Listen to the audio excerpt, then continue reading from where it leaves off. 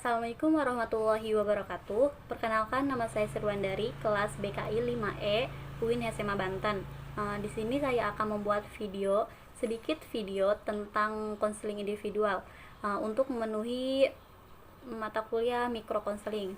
Di sini saya akan sedikit menjelaskan terlebih dahulu apa sih konseling individual itu. Nah, konseling individual itu yaitu pertemuan antara konselor dengan seorang klien secara individu. Kliennya itu hanya individu, tidak berkelompok, di mana terjadi hubungan konseling yang bernuansa rapport, dan konseling berupaya memberi bantuan untuk mengembangkan pribadi klien serta klien dapat mengantisipasi permasalahan yang sedang dihadapinya. Seperti itu konseling individual, pengertian dari konseling individual. Nah, apa sih tujuan dari konseling individual itu?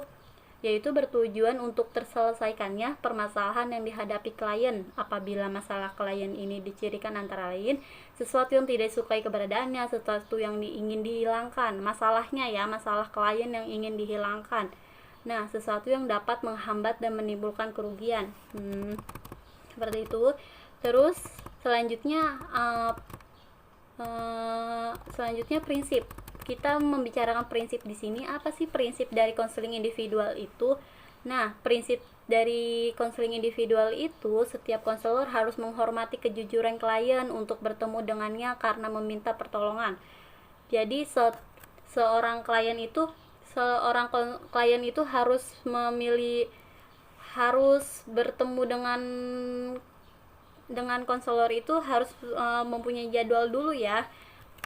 Terus konselor harus menjelaskan persyaratan konseling kepada klien seperti tempat dan hari bertemu, periode satu sesi, dan jenis-jenis pekerjaan rumah yang harus dilakukan. Terus konselor harus merujukan klien itu kepada konselor yang lain jika kasus yang ditangani di luar pengalamannya. Nah, jadi seorang konselor tidak semata-mata boleh mengambil masalah seorang klien. Kalau semisalnya masalah pribadi klien cukup berat gitu, sedangkan kita pribadi seorang konselor gitu ya tidak bisa mengambil alih masalah klien pribadi itu. Jadi bisa dialihkan ke seorang konselor yang lebih profesional lagi gitu ya. Nah, selanjutnya konselor harus memberitahu klien bahwa semua informasi yang diberikan adalah sulit gitu. Selanjutnya konselor bisa meminta pandangan dari konselor lain jika ditemukan kesulitan dalam kasus yang dikendalikan. Nah, ini dia. Kalau misalnya konselor ini tidak terlalu memahami tentang apa masalah yang sedang dihadapi klien, konselor itu bisa mencari tahu ilmu-ilmu ke konselor lain gitu ya, ke konselor yang lebih profesional dibanding konselor itu sendiri gitu ya. Konselor harus bertanggung jawab mencari lembaga referensi jika terdapat klien mulai mengancam keselamatan orang lain. Iya, jadi konselor di sini juga harus bertanggung jawab mencari lembaga ya. Kalau misalnya ada klien yang tidak bisa nerima atas apa yang telah dilakukan konselor, takutnya nanti klien itu mengancam atau apa, jadi kita udah punya lembaga referensi gitu untuk melaporkan si klien tersebut gitu ya.